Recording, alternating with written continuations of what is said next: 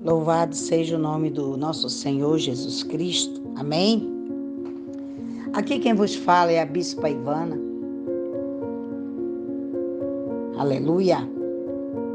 Se você estiver gostando dessas mensagens, gostaria que você assinasse o nosso canal. Esse canal é da bênção. E que essa bênção não chegue só no seu lar, mas que chegue em outros lares. Eu estou descrevendo aqui todos os acontecimentos bíblicos do Velho Testamento. Então, se você estiver gostando, assine o canal, envie para um amigo. Amém? Que Deus te abençoe, tá? Vamos continuar nossa leitura de hoje.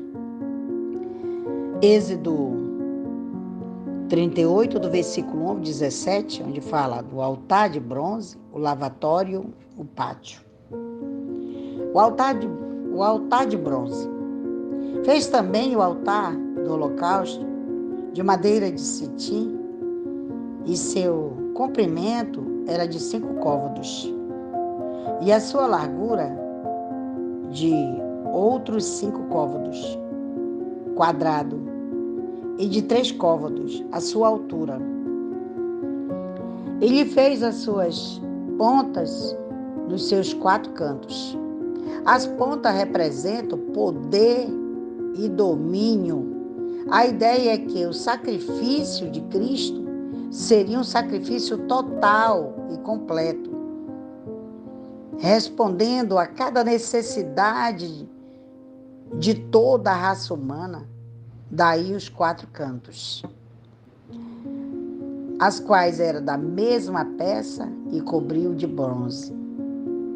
Fez deste modo 2 os utensílios do altar, os cinzeiros e as pás, e as bacias e os garfos de ferro e os braseiros, todos os seus vasos fez de bronze.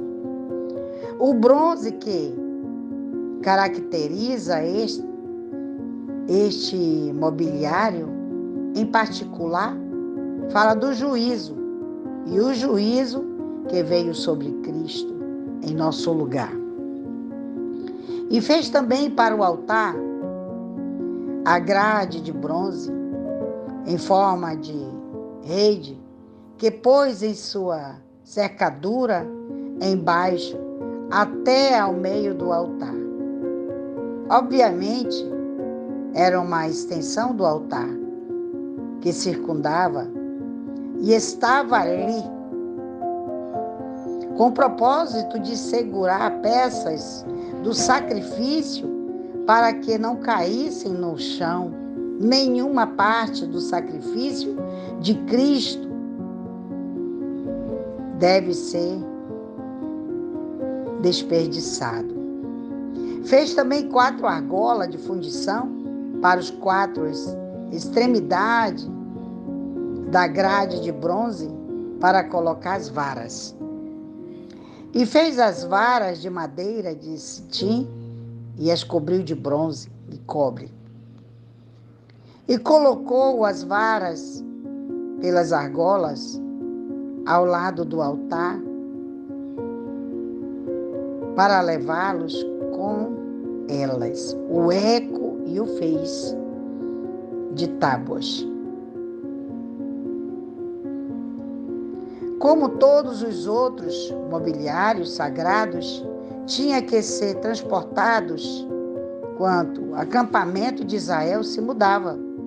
Assim também, o grande altar de bronze mostra, entre outras coisas, que não há tempo, lugar ou situação em que não necessitaríamos mais a cruz de Cristo, do qual o altar era um tipo. Também fez a pia de bronze, com suas bases de bronze, dos espelhos das mulheres que se reuniam para servir a porta do tabernáculo do testemunho. As mulheres que se reuniam aqui descrevem o seu zelo pelas coisas de Deus. Elas contribuíram com os seus pratos de bronze, que emitiam um alto brilho, e eram utilizados como espelhos. Foi com eles que a pia de bronze foi feita.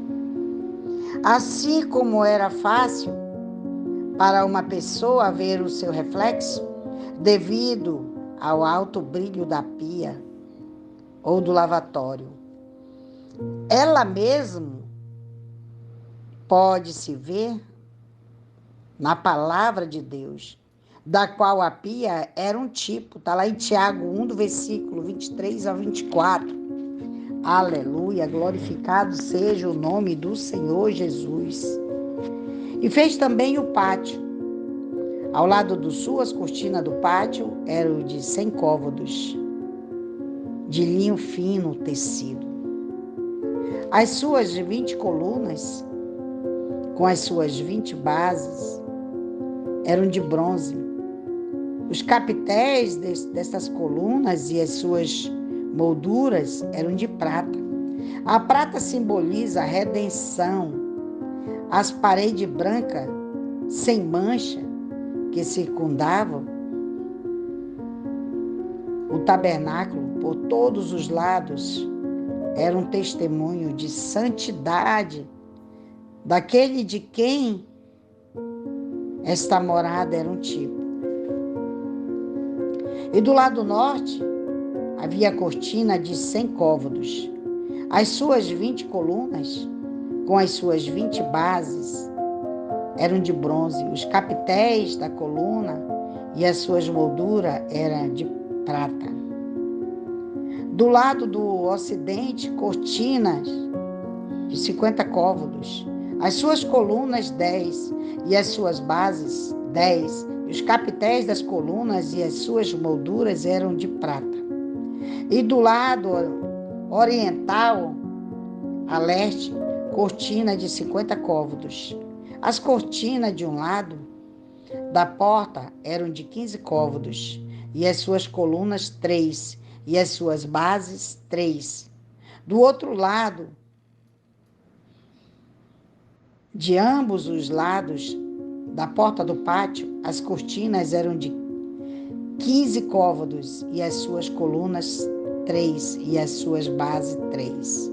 Todas as cortinas do pátio ao redor eram de linho fino tecido, branco como a neve, que tipifica a justiça de Cristo. As suas bases das colunas eram de bronze, os capitéis das colunas e as suas molduras eram de prata. Deste modo, o revestimento dos seus capitéis era de prata, e todas as colunas do pátio também molduras de prata. De novo, representa a redenção e tudo em Cristo. Aleluia! Então, cada utensílio, cada coisa que Deus fez com que o homem criasse dentro do tabernáculo, tudo, a cor, tudo representava algo de Cristo que viria. Era como se estivesse indicando: Cristo está vindo. Espere nele. Faça a vontade dele. Se Deus te mandou fazer algo, faça. Não deixe de fazer. Porque quando você obedece, quando você faz, dê com a direita, não deixe a esquerda ver também. Porque muitas das vezes, nós esperamos sobrar. Alguma coisa sobrar para nós darmos para o nosso Senhor, para o nosso Deus. Aqui, aquele povo, ele dava o melhor dele para Deus. E Deus, ele sempre abençoou aquele povo pelo melhor que eles faziam para Deus. As mulheres, o que ela fazia, como elas cuidavam do templo, do tabernáculo, como era chamado no passado, como elas cuidavam, com zelo, com cuidado. E hoje a gente não vê isso mais. A gente vê assim, hoje dentro de uma igreja. Eu não vou limpar sozinha. Eu sozinha não faço. Tem que ter fulano, tem que ter cicrano, tem que ter Eu creio assim, que Deus, Ele nos incomoda a fazer. Ele nos incomoda a fazer algo para Ele. Então faça. Não espere que o vizinho vai fazer, que teu amigo ou a pessoa que está do teu lado vai fazer. Faça a sua parte.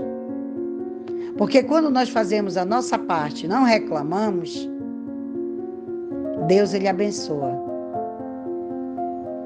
Deus, Ele abençoa aquele que faz de coração. Deus, Ele triplica, quadriplica as tuas finanças, quadriplica a tua saúde. Tudo Ele te dá de bom. Porque Ele cuidou de um povo no passado, Ele não parou de cuidar de um povo, esse povo de hoje. O mesmo Deus do passado é o mesmo Deus de hoje. Nós temos que ter plena consciência disso. Que o Deus do passado é o mesmo de hoje. Então faça com amor. Entregue o que você ficou de entregar para Deus, de fazer para Deus, faça. Não demore em fazer a vontade de Deus. Não demore a devolver o que é de Deus. Não demore, se entregue para Deus. Eu sempre digo assim, eu não reclamo. Se não tiver ninguém para fazer as coisas para o Senhor, eu vou fazer. Se não tiver um pintor de parede, eu vou pintar. Eu tenho 63 anos. Quantos anos eu pintei a igreja todinha? Nasci artista plástica. Deus me deu muitos dons. E eu uso esses dons. De tudo eu aprendi um pouco. Exatamente para fazer a vontade de Deus, eu tinha que aprender muitas coisas. Eu tinha que aprender a área da construção. Eu tinha que aprender a virar ferro para colocar dentro de uma sapata. Que quem não conhece é a base de uma coluna. Eu tive que aprender. Eu tive que aprender a fazer o tijolo. Com 13 anos, eu tive que ir para uma olaria aprender a fazer o tijolo. Por que eu tinha que aprender a fazer o tijolo? Por que eu tinha que aprender quando não tinha o ajudante do pedreiro? Porque eu tinha que aprender a base, como fazer uma construção. Tive uma construção que durou 2 anos. E tive uma construção do templo que durou 1 ano e 7, 8 meses, 9 meses, que eu estava tão ali fincada a fazer que eu não sei nem quanto tempo eu passei ali. Por que eu estava lá, no sol, na chuva? Porque eu tinha que aprender alguma coisa, entregando o meu melhor para Deus. Não sei por que eu estou falando isso, mas entregue o seu melhor. Não reclame do que você está fazendo só. Porque se não tiver ninguém para fazer, eu vou fazer. Mas a coisa acontece. Então vamos vigiar, vamos fazer as coisas para Deus com amor. Amém? Que Deus abençoe tua casa, teu ministério, a tua vida, o teu trabalho, a tua família. Que Deus sopre todo o mal e te entregue saúde, a cura, a salvação, a libertação da tua alma. Que nós sejamos libertos. Amém? Deus te abençoe.